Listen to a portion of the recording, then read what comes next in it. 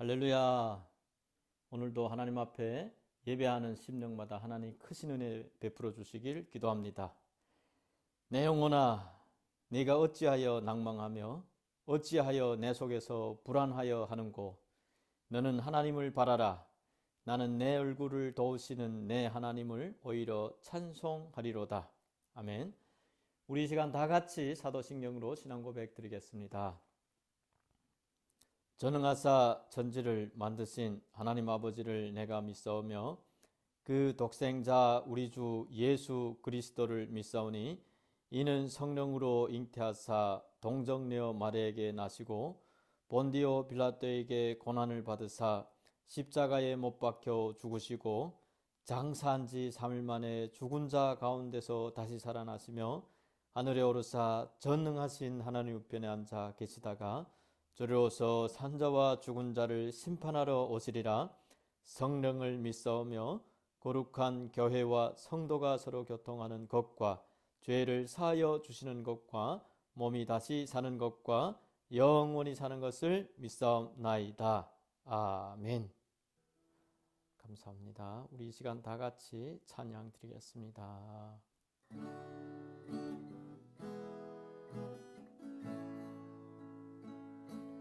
하나님의 사랑을 사모하는 자, 하나님의 평안을 바라보는 자, 너의 모든 것 창조하신 우리 주님이 너를 얼마나 사랑하시는지 하나님께 찬양과 경배하는 자, 하나님의 선하심을 닮아가는 자, 너의 모든 것 창조하신 우리 주님이 너를 자녀 삼으셨네.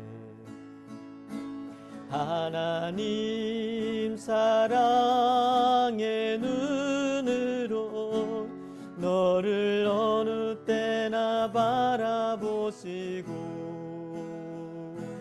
하나님 인자한 귀로서 언제나 너에게 기울이시니 어두움에 밝은 빛을 비춰주시고 너의 작은 신음에도 응답하시니 너는 어느 곳에 있든지 주를 향하고 주만 바라보지라. 하나님의 사랑을 사모하는 자, 하나님의 평안을 바라보는 자, 너의 모든 것 창조하신 우리 주님이 너를 얼마나 사랑하시는지 하나님께 찬양과 경배하는 하나님의 선하심을 닮아가는 자, 너의 모든 것 창조하신 우리 주님이 너를 자녀 삼으셨네. 하나님 사랑의 눈으로 너를 어느 때나 바라보시고 하나님 인자한 귀로서 언제나 너에게 기울이시니 어두움에 밝은 빛을 비춰주시고 너의 작은 신음에도 응답하시니 너는 어느 곳에 있든지 주를 향하고 주만 바라보지라. 나의 힘이신 여호와여, 내가 주님을 사랑합니다. 주는 나의 반석이시며 나의 요새시라. 주는 나를 건지시는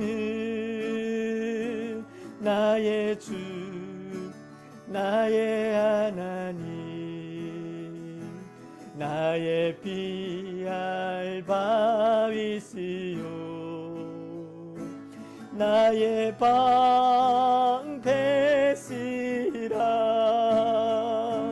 나의 하나님,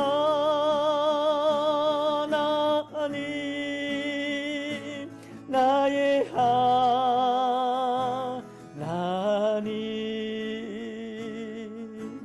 구원의 뿌리시요 나의 산성이라.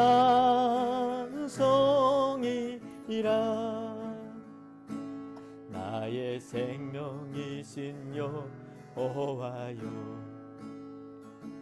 내가 주님을 찬양합니다.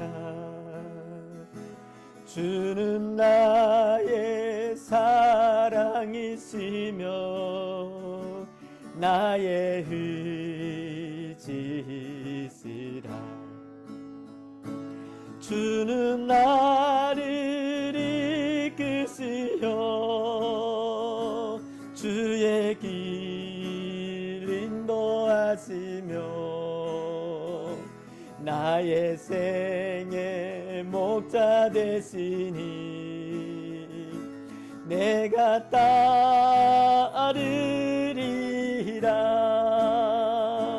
나의 하나님,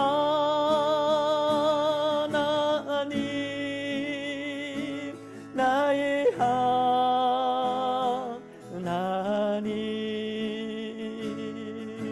생명의 면류관으로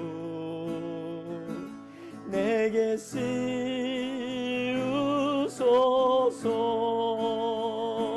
나의 하나님,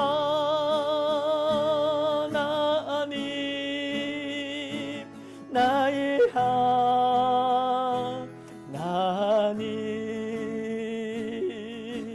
그는 나의 여호와, 나의 구세주. 주의 도를 버리고 헛된 꿈을 쫓던 우리를 거짓과 교만한 마음을 용서하여 주소서. 하나님의 긍휼로 부끄러운 우리 삶을 덮어주소서. 우리의 소망, 우리의 구원, 주께 간구합니다. 성령의 불로 나의 마음을 태워주소서. 성령의 불로 나의 영혼 새롭게 하소서. 심한 고난을 받아 살 소망까지 끊어지고 죽음과 같은 고통에서 주를 보게 하셨네. 용서받을 수 없는 나를 위해 십자가에 달리셨으니 주 사랑에서 어느 누구도 끊을 수는 없으리. 성령의 불로 나의 마음을 태워주소서. 성령의 불로 나의 영혼 새롭게 하소서. 성령의 불로 나의 마음을 태워주소서. 성령의 불로 나의 영혼 새롭게 하소서.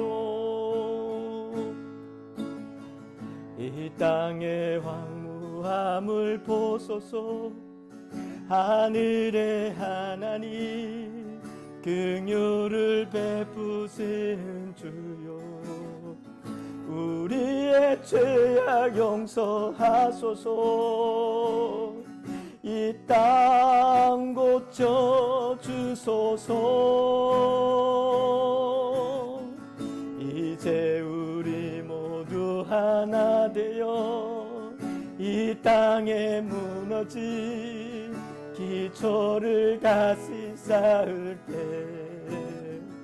우리의 우상들을 태우시 성령의 불이 마소서.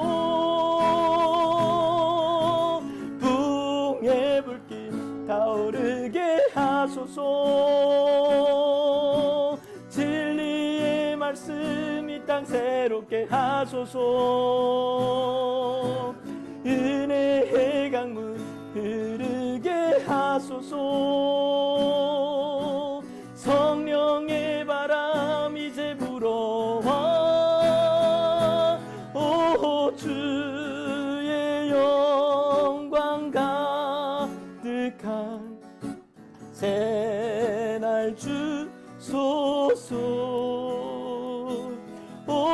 주님 나라 이 땅에 임하소서. 이 땅의 황무함을 보소서. 하늘의 하나님 긍휼을 베푸시는 주여, 우리의 죄악 용서하소서. 이 땅 고쳐 주소서. 이제 우리 모두 하나 되어 이 땅에 무너진 기초를 다시 쌓을 때 우리의 후상들을 태우신 성령의 불이 마소서. 붕의 불길 타오르게 하소서. 진리의 말씀 이 땅 새롭게 하소서. 은혜의 강물 흐르게 하소서. 성령의 바람 이제 불어와 주의 영광 가득한 새날 주소서. 오 주님 나라 이 땅에 임하소서. 오 주의 영광 가득한 새날 주소서. 오 주님 나라 이 땅에 임하소서.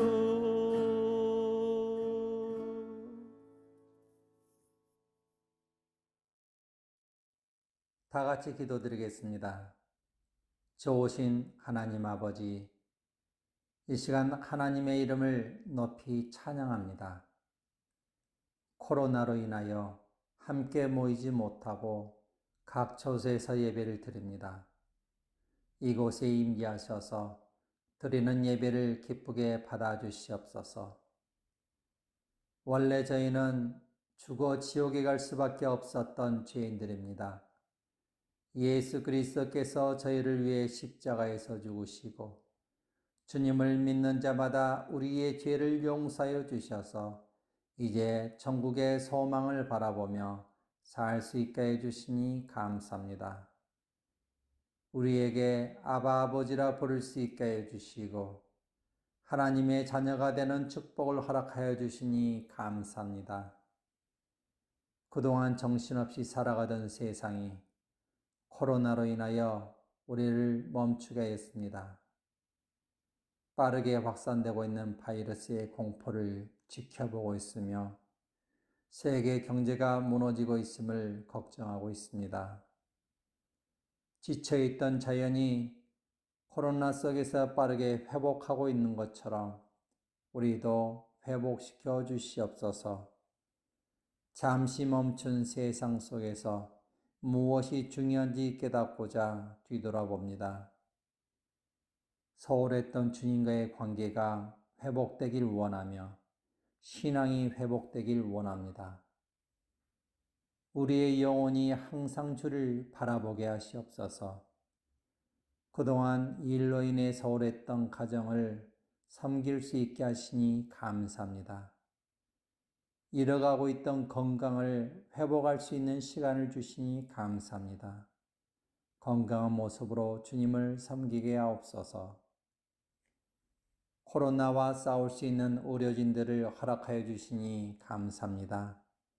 섬기는 손길을 위해 지치지 않는 힘과 건강을 허락하여 주시옵소서. 코로나 확진자들의 생명을 지켜주시고 하나님을 만나는 기회를 허락하여 주셔서 구원에 이르게 하여 주시옵소서. 우리의 사랑하는 가정과 이웃을 지켜주시옵소서.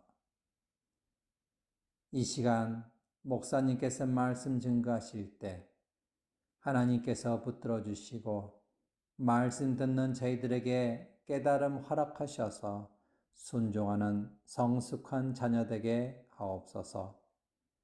이 예배가 하나님께 온전히 드려지길 원하며 우리 주 예수 그리스도의 이름으로 기도드리옵나이다. 아멘. 할렐루야. 각자 있는 곳에서 오늘도 이렇게 신령과 진정으로 예배를 드립니다.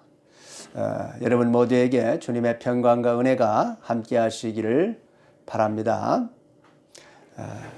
러시아에 지금 코로나가 급속도로 퍼져가고 있는 이때에 우리 주님께서 여러분들의 가정을 지켜주실 줄 믿습니다. 오늘 또 말씀을 통해서 우리에게 은혜를 주실 우리 주님을 찬양합니다. 자, 오늘 함께 나눌 말씀은 베드로전서 3장 18절부터 20절까지 말씀입니다.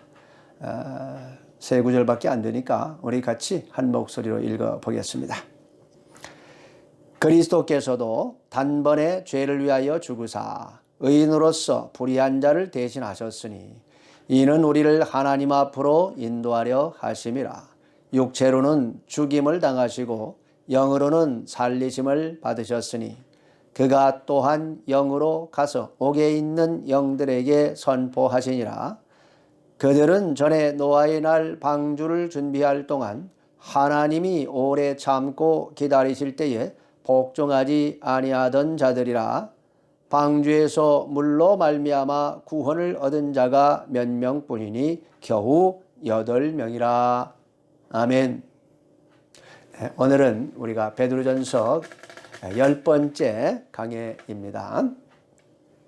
지난주에 우리는 환난과 핍박으로 고통을 받게 된 성도들이 악이 칼춤을 추는 그런 시대에 어떻게 우리가 악을 대해야 할 것인가에 대해서 말씀을 드렸습니다. 눈에는 눈, 이에는 이로 갚으라고 하셨던 이 하나님의 율법이 예수 그리스도의 십자가 죽음을 통해서 용서하라, 축복하라 하는 말씀으로 바뀌게 된 이유가 무엇인지 살펴봤지요. 주님께서는 우리에게 선한 양심을 가지라고 말씀하셨습니다. 악을 선으로 갚아야 하는 이유는 우리 주님께서 우리의 고통과 아픔을 다 보고 계시고 또 우리의 눈물의 기도를 다 듣고 계실 뿐만 아니라 모든 것을 보시고 선악간에 심판해 주실 것이기 때문이다 말씀드렸습니다. 여러분 모두 주님 바라보시고 할 수 있는 한 모든 사람과 화평을 이루셔서 좋은 날을 보시기를 주님의 이름으로 축원합니다. 자, 우리 다 같이 18절 말씀을 한번 읽어볼까요? 그리스도께서도 단번에 죄를 위하여 죽으사 의인으로서 불의한 자를 대신하셨으니 이는 우리를 하나님 앞으로 인도하려 하심이라. 육체로는 죽임을 당하시고 영으로는 살리심을 받으셨으니. 아담의 후손이 아니시기 때문에 아담이 지었던 원죄도 없으시고 살면서 생각이나 말이나 행동으로 아무런 죄를 범치 않으신 온전하고 거룩하신 우리 예수 그리스도께서는 죄가 없으시기 때문에 죽을 이유가 없었습니다. 죽음이라는 것은 죄의 값으로 인간에게 주어진 형벌이기 때문에 죄가 없다면 죽음도 없는 것이죠. 18절에 예수 그리스도께서 이 땅에 오신 목적이 뭐라고 말씀하고 있습니까? 이는 우리를 하나님 앞으로 인도하려 하심이라. 할렐루야. 우리를 왜 하나님 앞으로 인도하셔야 했을까요? 우리가 하나님과 분리되어 있었기 때문입니다. 왜 분리되어 있었습니까? 죄 때문에 아버지 하나님과의 교제가 단절되어 버린 것이지요. 죄로 말미암아 우리가 하나님 아버지와 원수가 되어버렸습니다. 그래서 예수님께서 이 깨어진 관계를 회복시키시고 하나님과 인간을 화목시키기 위해서 화목 제물로 이 땅에 오신 것입니다. 하나님과 인간의 관계를 회복시키려면 먼저 인간의 죄 문제를 해결하셔야 합니다. 그래서 예수님께서 인간의 죄를 다 짊어지시고 죄값을 대신 치르시기 위해서 십자가에서 죽임을 당하신 것입니다. 바로 저와 여러분을 하나님과 화목시키기 위해서 죽으신 줄 믿으시기 바랍니다. 그런데 예수 그리스도께서는 단번에 죽으셨다, 이렇게 말씀하고 있습니다. 왜 이 말을 하는 걸까요? 예수님께서 이 땅에 오시기 전에 하나님의 백성들은 자기 대신에 소나 양이나 염소를 잡아서 그 피를 뿌림으로 지금까지 지은 죄를 용서받았습니다. 그러니까 먼저 제사를 드려야만 하나님 앞에 나가서 응답을 받을 수 있었습니다. 하지만 제사 드리고 난 후에 인간은 또다시 죄를 지었고, 그래서 매일매일 제물을 드려야 했던 것이지요. 그러나 예수 그리스도께서 친히 세상 죄를 지고 가는 어린 양으로 이 땅에 오셔서 인간의 죄를 다 짊어지시고 단번에 죄 문제를 해결해 주셨습니다. 소나 양이나 염소의 피는 효력이 일시적입니다. 왜냐하면 그 제물들 자체가 죽는 순간에 존재 자체가 사라지는 유한한 것이었기 때문이죠. 영원하시고 흠이 없으신 예수 그리스도의 피는 영원한 효력을 가질 수밖에 없었습니다. 그래서 예수 그리스도의 십자가의 죽으심은 이 땅의 모든 인간의 죄값을 영원히 치러주셨기 때문에 다시 어떤 제물을 드릴 필요가 없게 된 것이죠. 단번에 우리 죄를 다 용서해 주셨습니다. 할렐루야. 이제 인간은 예수 그리스도의 보혈의 피의 은혜를 믿음으로 받아들일 것인가, 거부할 것인가를 선택해야 합니다. 자신이 죄인임을 깨닫고 죄를 회개하고 주님을 구원자로 믿는 모든 자에게 하나님의 자녀가 되는 권세가 주어집니다. 하지만 이것은 인간의 의지로만 되는 게 아니고요, 성령의 은혜로 되는 줄 믿습니다.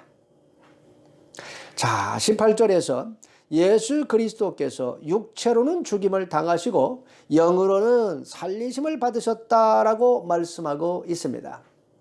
예수 그리스도께서 우리의 죄값을 치르시기 위해서 죽임을 당하셨지만 성령의 능력으로 사망 권세 깨뜨리고 부활하셨다 하는 말씀이죠. 이로써 우리가 예수 그리스도 안에 들어가기만 하면 우리의 죄를 용서받아 죽어도 그리스도를 따라서 부활하여 천국에 들어가게 될 것을 믿으시기 바랍니다. 물론 우리가 지은 죄를 회개할 필요가 없다 하는 것은 아닙니다. 예수님께서 이미 목욕을 한 자는 다시 목욕할 필요가 없으나 손과 발은 씻어야 한다 말씀하셨습니다. 우리는 죄를 용서받은 자이고 이미 천국에 앉힌 자로서 죄를 지어서는 안 되는 것이죠. 그러나 죄성을 온전히 벗지 못했기 때문에 죄의 유혹을 이기지 못해서 우리는 죄를 짓곤 합니다. 죄를 지었을 때는 빨리 회개하고 손발을 씻고 나와서 주님 앞에 다시 엎드려야 합니다. 그래야 거룩한 삶을 유지할 수가 있습니다. 죄를 이기는 가장 좋은 방법은 의지적으로 성령에 의존하는 것입니다. 여러분 모두 의지적으로 성령을 의지하시기 바랍니다. 자, 19절 말씀 다 같이 읽어보시겠습니다. 그가 또한 영으로 가서 옥에 있는 영들에게 선포하시니라. 아멘.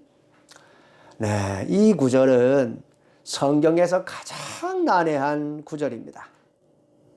그래서 많은 분들이 이 본문을 다루지를 않으려고 합니다. 왜냐하면 이 본문에 대한 해석이 너무너무 다양하고 신학적인 문제와 연결되어 버리기 때문에 그래요. 이 말씀에 관해서 어거스틴, 헤르만 바빙크, 존 칼빈 같은 위대한 신학자들이 다 서로 다르게 해석을 했습니다. 또 루터교회, 천주교, 동방정교회, 심지어는 교회마다 해석이 다 달라요. 아마도 여러분 중에 교회를 오래 다니신 분들 중에서도 오늘 이 말씀을 아마 말씀에 대한 설교를 처음 듣는 분들이 계실 겁니다. 왜냐하면 이 목회자들이 다루기를 꺼려하는 구절이기 때문에 그렇게 된 거예요. 저도 이 구절을 다루지 않고 넘어갈까도 생각을 해봤지만은 그러면 또 강해 설교의 의미가 없습니다. 그래서 다뤄보려고 합니다. 먼저 말씀드리는 것은요, 이 본문에 대한 어떠한 해석도 완벽하다고 말할 수는 없다는 것입니다.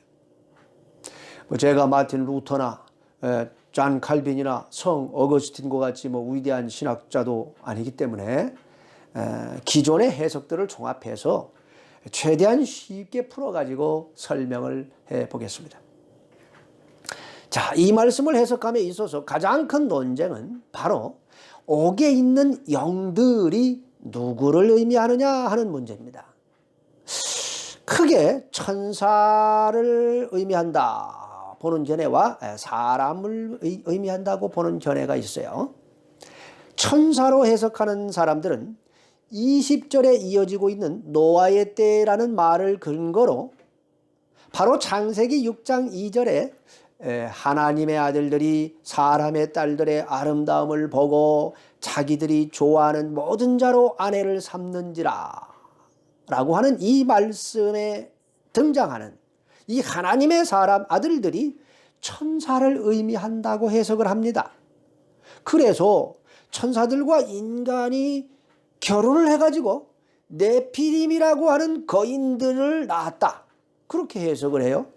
그리고 그것을 오늘 여기 19절과 연결시켜가지고 예수님께서 범죄한 천사들에게 가신 것이다, 이렇게 해석을 합니다. 하지만 저는 이 해석을 지지하지 않습니다. 왜냐하면 창세기 6장 4절을 꼼꼼히 읽어보시면 네피림이 천사와 인간이 결혼한 결과 태어난 존재가 아니다 하는 것을 분명히 보여주기 때문에 그래요. 그냥 네피림은 그냥 키가 큰 거인들을 의미할 뿐입니다. 키가 엄청 큰 거인들은 노아 이전에도 있었다, 그 말이에요. 그러니까 거인들은 인류 역사에 언제든지 있었다는 말씀일 뿐입니다. 오늘날도 보면은 부모의 키는 정상인데 그 자녀가 거인증에 걸려버리면 죽을 때까지 이 사람은 계속 자라다가 거인이 되어가지고 버리는 사람이 있잖아요.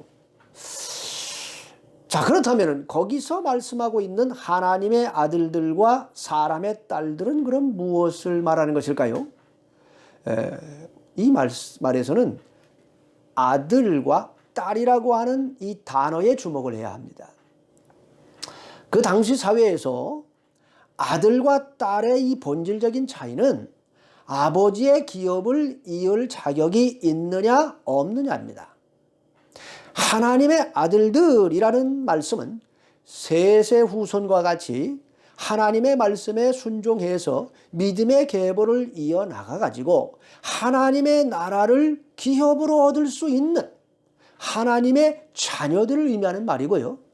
사람의 딸들이란 말은 말씀에 불순종해가지고 하나님의 나라를 기업으로 얻을 수 없게 된, 즉 구원을 받지 못하게 된 인간들을 의미하는 단어로 보는 것이 옳습니다. 하나님의 아들들, 즉 하나님께 속한 자들이 사람의 딸들, 즉 세상에 속한 자들의 아름다움에 미혹이 돼가지고 세상에 속한 자들과 하나 되어서 타락을 했다는 말입니다. 그래서 세상에서 유명한 인물들, 영걸이 나왔다 하는 것이죠. 그러니까 하나님을 대적하는 나라를 세운 니므롯과 같은 유명한 불신의 사람들이 일어서게 되었다 그 말이에요. 하나님의 자녀들마저 세상의 자녀들의 미혹이 돼가지고 하나 되어 버리자 인류가 급속도로 타락하게 되어서 하나님께서 이 땅에 인간을 만드신 것을 후회할 지경에 이르렀지요. 그래서 결국 노아의 홍수로 인류를 다 멸하시고 노아를 통하여 새로운 인류를 세우신 것입니다. 하나님의 아들들을 천사로 해석할 수 없는 가장 결정적인 이유는 우리 예수님께서 우리가 천국에 들어가게 되면은 천사들과 같이 돼가지고 시집가고 장가가지 않는다고 말씀했기 때문입니다. 그러니까 천사는 결혼을 하지 않는 존재라는 거지요. 또 유다서 6절에 보시면 또 자기 지위를 지키지 아니하고 자기 처소를 떠난 천사들을 끝날의 심판까지 영원한 결박으로 가두셨으며 라고 되어 있는 것을 볼 때에 천사들이 자기 마음대로 결박을 풀고 나와가지고 뭐 인간과 막 결혼을 한다? 그거 불가능한 일입니다. 그래서 옥에 있는 영들을 천사로 보는 것은 맞지 않는다 하는 것이죠. 자, 옥에 있는 영들이 천사를 의미하지 않는다 하는 것은 20절 말씀을 보시면 더 분명해집니다. 자, 우리 다 같이 20절 말씀을 한번 읽어 보시겠습니다. 그들은 전에 노아의 날 방주를 준비할 동안 하나님이 오래 참고 기다리실 때에 복종하지 아니하던 자들이라. 방주에서 물로 말미암아 구원을 얻은 자가 몇 명뿐이니 겨우 8명이라.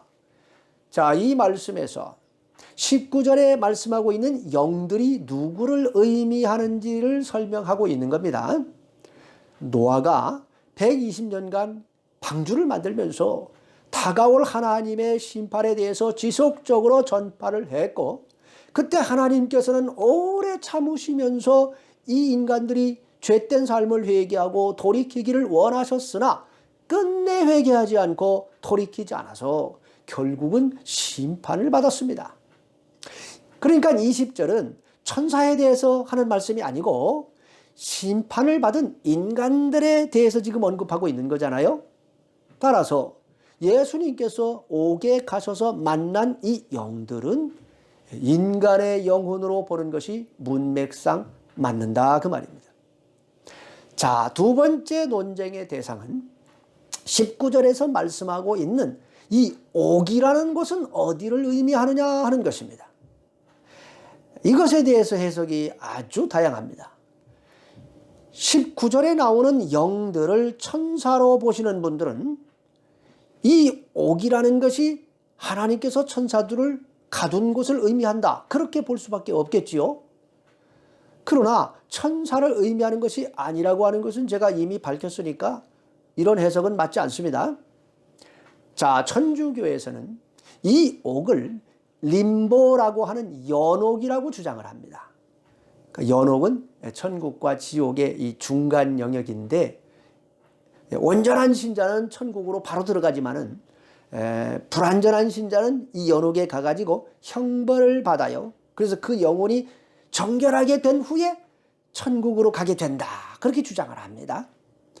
근데 교황이 이 연옥에 대한 권세를 가지고 있어서 교황이 천국으로 보내주면 천국에 갈 수 있다, 그렇게 주장을 해요.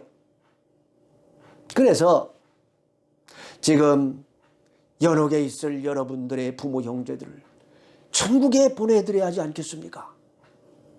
여러분이 헌금을 많이 하시면 천국 보내드릴 수 있습니다. 이렇게 말을 해가지고 순진한 사람들의 헌금을 독려했습니다. 이것이 마틴 루터가 종교개혁을 하게 된 가장 큰 원인 중에 하나였습니다. 그래서 우리 개신교에서는 사도신경에서 19절 내용이 빠져 있지요. 우리 사도신경은 어떻게 시작합니까? 전능하사 천지를 만드신 하나님 아버지를 내가 믿사오며, 쭉 가다가 십자가에 못 박혀 죽으시고 장사한 지 사흘 만에 죽은 자 가운데서 다시 살아나시며, 이렇게 고백을 하는데, 천주교나 동방정교회에서는 십자가에 못 박혀 죽으시고 지옥에 강림하셨다가 또는 죽음의 왕국에 내려가셨다가 사흘 만에 죽은 자 가운데서 다시 살아나시며 라고 고백을 합니다. 그러나 개신교는 천주교와 정교회의 연옥설을 인정하지 않습니다. 그 연옥설이 왜 문제인가 하면은 두 번째 구원받을 기회가 있다 그 말 아닙니까? 근데 이것은 하나님의 말씀에 맞지가 않습니다. 자, 히브리서 9장 27절 보시면은 한 번 죽는 것은 사람에게 정해진 것이요 그 후에는 심판이 있으리니 이렇게 말씀합니다. 그러니까 구원이라고 하는 것은 살아있을 때만 받을 수 있는 것이지 죽고 난 후에는 심판이 기다리고 있다 그 말이죠. 자, 또한 누가복음 16장에 부자와 거지 나사로 비유해서 부자의 영혼이 들어가 있는 음부라는 곳하고 나사로가 들어가 있는 곳 사이에 엄청난 구렁이 있어가지고 이쪽에서 저쪽으로 갈 수도 없고 저쪽에서 이쪽으로 올 수도 없다고 우리 예수님께서 직접 말씀하셨습니다. 그러니까 지옥이면 지옥이고 천국이면 천국이지 애매한 중간지대는 없다는 거예요. 그래서 개신교에서는 천주교의 연옥설 때문에 지옥에 강림하셨다가 이 말을 빼고 사도신경을 고백하고 있는 것입니다. 물론 이 말이 들어있는 사도신경의 사본들이 없는 건 아니에요. 있습니다. 그런 사본들이. 또한 요즘 신학자들 중에 이 구절이 아주 중요한 신학적 의미를 갖기 때문에 다시 넣어야 된다 이렇게 주장하시는 분들도 있습니다. 저는 개인적으로 이 구절을 넣는 것이 더 좋겠다 생각을 합니다. 왜냐하면 이 구절이 갖는 의미가 아주 중요할 수 있기 때문에 그렇습니다. 천주교의 연옥설이 맞다 그 말이 아니에요. 그건 절대적으로 잘못된 해석입니다. 왜 제가 이 구절이 들어가면 좋겠다 생각하는지 말씀을 드리겠습니다. 먼저 우리는 베드로전서의 전체적인 흐름을 생각해 볼 필요가 있습니다. 우리는 베드로전서를 지금까지 처음부터 이렇게 살펴보면서 한 가지를 분명하게 알게 됐지요. 그것은 이 베드로전서가 신학적이거나 교리적인 문제를 다룰 목적으로 기록된 게 아니고 환난과 핍박 가운데 있는 초대교회 성도들을 위로하기 위해서 쓰여졌다는 겁니다. 따라서 오늘 본문도 이런 큰 흐름 속에서 단순하게 해석을 하자 그 말이에요. 지금까지 전통교회에서는 예수 그리스도의 복음이 전파되기 전에 그리스도에 대해서 한 번도 들어보지 못하고 죽은 우리 조상님들은 어떻게 되나요? 그분들은 다 지옥에 갔습니까? 그건 좀 너무한 거 아닙니까? 이런 질문을 받으면은 하나님만 아십니다. 이렇게 대답을 피해왔습니다. 그렇다면 베드로전서의 수신자들은 환난과 핍박을 받으면서 이런 의문이 없었을까요? 이 구절이 바로 그 질문에 대한 답을 하는 말씀이 아닐까요? 사실 하나님의 말씀과 복음은 하나님께서 택하신 이스라엘 민족을 중심으로 보존되어 왔고 전해져 왔습니다. 그렇다면 이스라엘 백성들만 구원받고 다른 민족들은 무조건 지옥을 가야 합니까? 그거는 또 맞지가 않아요. 왜 그러냐면 구약 성경에서 열방의 복음화와 이방인들의 구원에 대해서 꾸준하게 말씀하고 있기 때문에 그렇습니다. 바울 사도는 로마서 2장에서 율법이 없는 이방인들에게는 양심이 율법의 역할을 한다고 설명을 하고 있습니다. 사실 이스라엘 백성도 모세 때까지는 율법이 없이 살았죠. 그러면 모세 이전에 이스라엘 백성들은 무엇을 근거로 구원을 받았을까요? 이방인들에게 율법이 없으니까 구원을 받을 수 없다고 한다면 모세 이전의 이스라엘 사람들도 마찬가지 아닙니까? 물론 그들에게는 하나님의 언약이라는 게 있었지요. 바울은 율법이 없이 사는 이방인들에게는 하나님께서 마음에 넣어주신 양심이 율법의 역할을 한다고 말합니다. 따라서 하나님께서 원래 마음속에 넣어주신 이 양심에 따라서 올바르고 의롭게 살았는데 수천 년 후에 이 땅에 오신 예수님을 믿지 않았다는 이유로 무조건 지옥으로 보낸다면 그건 안 되는 거 아닙니까? 선한 양심의 법에 따라서 충실히 산 사람들 중에 만일 오늘날 우리처럼 이렇게 복음을 들을 수 있는 기회가 있었다면 예수 그리스도를 믿을 분들이 그 중에 한 명도 없었다 말할 수는 없겠죠. 구약의 이스라엘 백성들이 예수님을 보지 못하고 하나님의 율법에 따라서 구원을 받았다면 이방인들은 양심의 법에 따라서 구원을 받는 것이 맞지 않겠습니까? 그런데 사도행전 4장 12절에 이렇게 말씀하고 있습니다. 다른 이로서는 구원을 받을 수 없나니 천하 사람 중에 구원을 받을 만한 다른 이름을 우리에게 주신 일이 없음이라 하였더라. 아멘. 아무리 그들이 양심대로 의롭게 살아가지고 구원받을 자격이 된다고 해도 예수 그리스도를 구원자로 믿지 않고는 구원을 받을 수가 없다는 겁니다. 그러니까 예수 그리스도 없이 구원은 없습니다. 이것은 진리입니다. 할렐루야. 그런데 예수 그리스도를 알 길이 없이 죽어간 이 땅의 모든 사람들이 지옥에 가더라도 예수 그리스도가 어떤 분인지, 왜 예수님을 믿지 않은 게 이게 죄인지, 그것은 알고 지옥에 가야 억울하지 않을 것 아닙니까? 그건 공평한 것이, 그게 공평한 게 아니에요?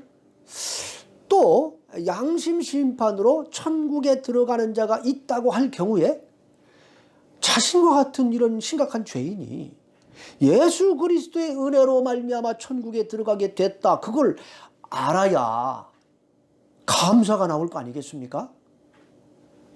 그래서 예수님께서 십자가에 못 박혀 죽임을 당하시고 3일간 바로 이 문제를 해결하셨다고 보는 견해가 있습니다. 구약 성경에 여러 차례 3일 만에 부활하실 것을 예피해 놓으시고 예수님 자신도 친히 3일째 부활할 것이다 여러 차례 말씀하셨는데, 예수님께서 그 3일간 그냥 죽음 가운데 들어가셔가지고 아무것도 안 하시고 거기서 가만히 계셨을까요? 인류 역사에 중대한 획을 긋는 위대한 일을 하시지 않았겠는가 이 말입니다. 예수님 이전에 죽은 자들에게 가셔서 구약의 선지자들이 오실 것이라고 수없이 예언했던 바로 그분이 당신이라고 선포해 주셔야 하지 않았을까요? 또한 어렴풋하게 율법을 통해서만 믿어온 그 메시아가 바로 예수님 자신이라는 것을 분명히 보여주어야 하지 않았겠습니까? 이방인들이 양심의 법에 따라서 충실히 살아왔지만은 예수 그리스도를 통하지 않고는 천국에 들어갈 수 없다고 하는 것을 선포해 주셔야 하지 않았을까요? 그래서 예수님께서 그들을 찾아가셨다고 보는 것입니다. 또한 우리가 알아야 할 것은 베드로는 유대인입니다.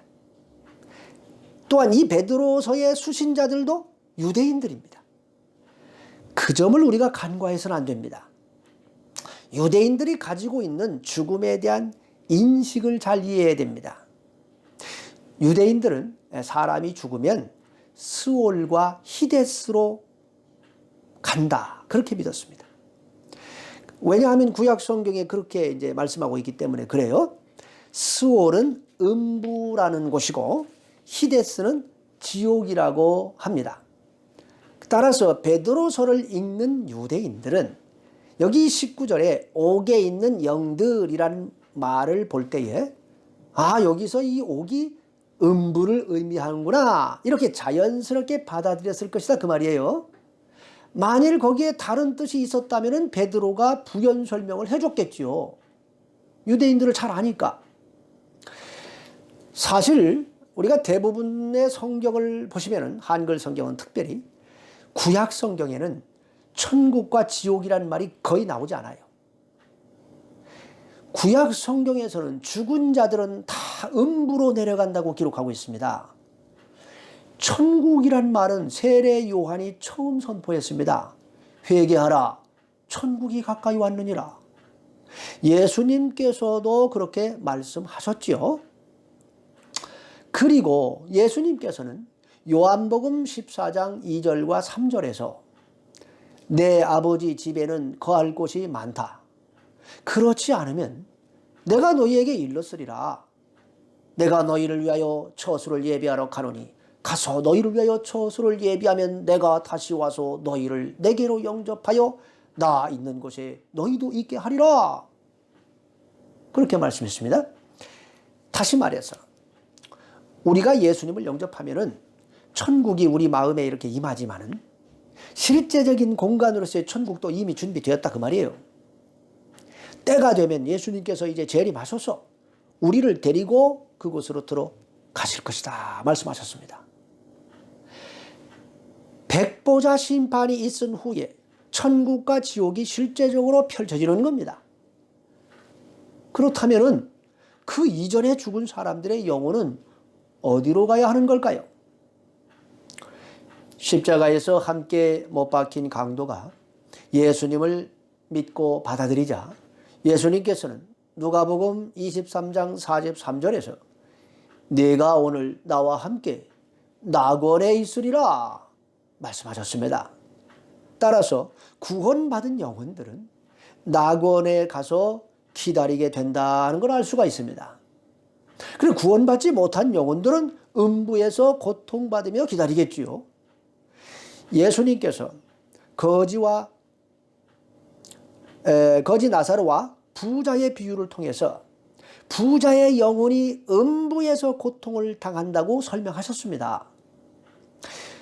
그런데 이사야 14장 9절과 잠언 15장 24절을 보시면 아래 음부 또는 아래에 있는 스올이라는 말이 나와요. 이것을 러시아 성경에서는 음부지옥 이렇게 번역을 해놨습니다. 그래서 혹자는 예수님께서 낙원에 들어가시기 전에 죽은 사람들의 영혼들 중에서 지옥에 가야 할 자들은 아래 음부로, 구원받아야 할 자들은 위 음부로 들어가 있었는데 예수님께서 음부에 내려가셔서 구원자이심을 선포하시고 우등부에 있던 영혼들을 데리고 낙원으로 올라가셨다. 그렇게 해석하는 분들도 있습니다. 누가복음 16장에 부자와 거지 나사로의 비유에도 보면은 부자는 음부에 있다고 명확히 기록을 하고 있는데 아브라함이 있는 곳이 어딘지는 기록을 하지 않아요. 그런데 누가복음 16장 23절을 보면 그가 음부에서 고통 중에 눈을 들어 멀리 아브라함과 그의 품에 있는 나사로를 보고 이렇게 기록된 것을 볼 때에 부자가 들어가 있는 곳이 지옥에 들어갈 사람들이 들어가야 할 가서 이제 고통을 받는 아래 음부라고 한다면 아브라함과 거지 나사로가 들어가 있는 곳은 그가 눈을 들어가지고 이렇게 멀리 바라봐야 하는 위치에 있다고 했으니까 위음부가 아니겠느냐 그렇게 보는 겁니다.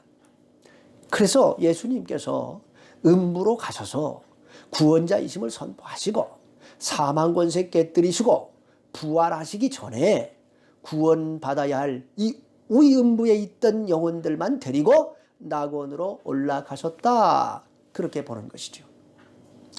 이로써 노아의 홍수 이전의 인류부터 시작하여 모든 인류가 예수 그리스도가 구원자이심을 알게 됐고 예수 그리스도를 통하지 않고는 어느 누구도 천국에 들어갈 수가 없게 되었다 그 말입니다.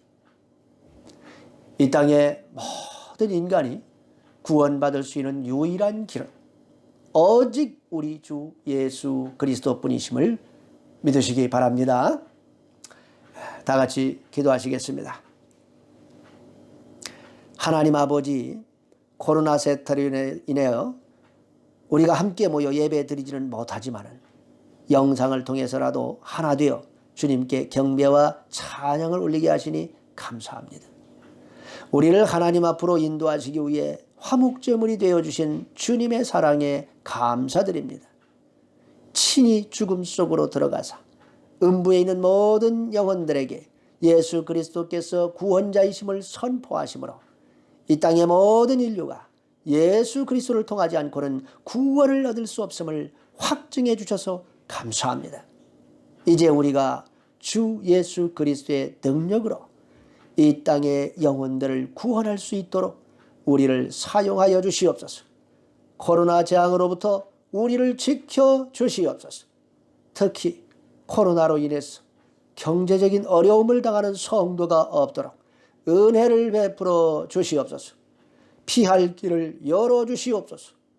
어려울 때일수록 성도들이 서로를 위해 기도하고 하나 될 수 있도록 역사하여 주시옵소서. 예수 그리스도의 이름으로 기도합니다. 아멘. 네, 이 시간 우리 기뻐하며 경배하세 1절과 2절을 부르시면서 봉헌하시겠습니다. 기뻐하며 경배하세 영광의 주 하나님, 주 앞에서 우리 마음 피어나는 꽃 같아 죄와 슬픔 사라지고 의심 구름 거치니 변함없는 기쁨의 주 밝은 빛을 주시네. 땅과 하늘 만물들이 주의 솜씨 빛내고 별과 천사 노래소리 끊임없이 드높아 물과 흙과 산과 골짜 들판이나 바다나 모든 만물 주의 사랑 기뻐 찬양하여라.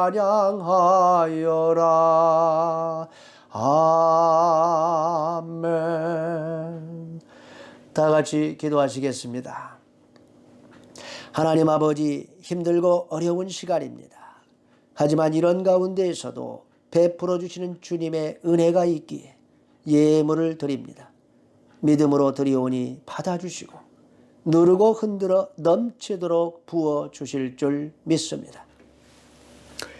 이제는 옥에 있는 영들에게 찾아가사 주님의 주님 되심을 선포하신 우리 주 예수 그리스도의 한량없는 은혜와 우리를 위해 독생자를 십자가에 내어주신 하나님 아버지의 무한하신 사랑과 주님을 죽음에서 부활시킨 성령님의 내주, 교통, 위로 충만하심이 예수 그리스도를 믿고 전도하기로 결단하는 동북교회 성도들 머리머리 위에 가정, 일터, 학업 위에 이제로부터 영원토록 함께 하시기를 간절히 축원하옵나이다. 아멘.